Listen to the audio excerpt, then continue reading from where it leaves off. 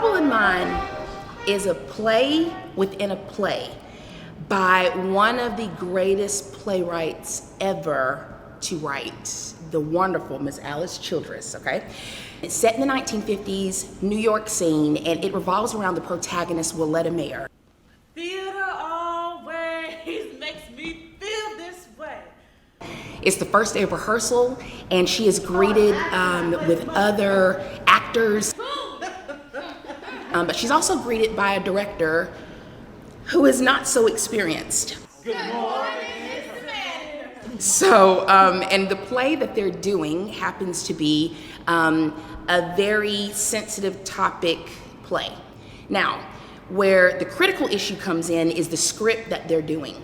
And what happens is that Willetta wants to maintain her artistic integrity by not playing stereotypical roles that African Americans had to play, usually in the early 20th century. Yeah, please. You're gonna laugh, you're gonna cry. She pulls you in through comedy, and then she gets you to think critically. Al Manners is an eccentric Broadway director. This is my first Broadway production. But I definitely know what I want.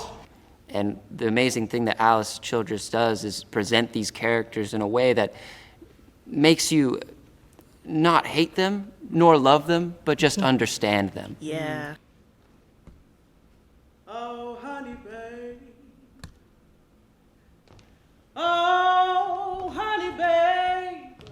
Ledger-Enquirer is an actress who's been in the game a very long time. I'm eternally grateful to be a part of such a show and kind of a movement-esque in a way of showing the reality of how the world is and how it worked back then and how it still kind of works now. John is a very naive character. He comes in with so much hope and so much optimism. This show is very introspective on what it's like to be in theater in the 1950s as a black actor. Yeah. You know, like it was hard for them, you know? And I think it's very important for Columbus and Columbus theaters to tackle this issue because a lot of people in the theater industry like to push this away. This is a past that they don't like to look at, you know? And this show is directly putting it in people's faces like, hey, this is what happened. Yeah. And we can't just pass it off as something that never existed, because it did.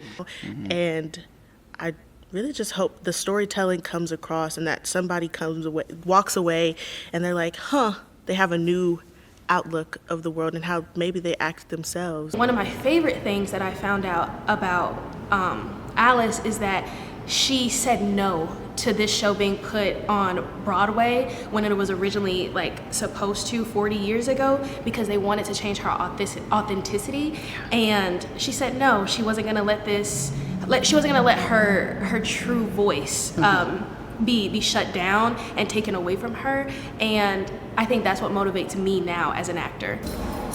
I hope that when people come see the show and they see the different things that we have in the lobby for them to look at, they take the initiative to research and to learn.